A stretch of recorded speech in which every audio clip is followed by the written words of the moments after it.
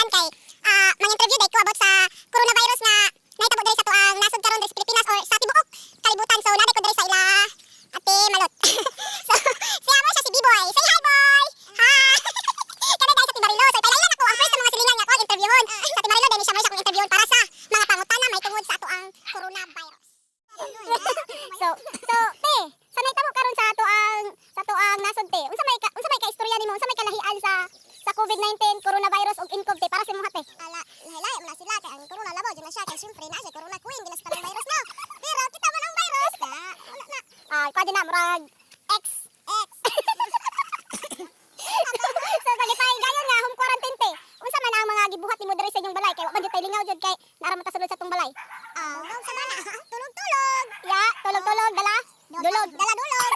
Kay magatos kay kining panglaban sa virus.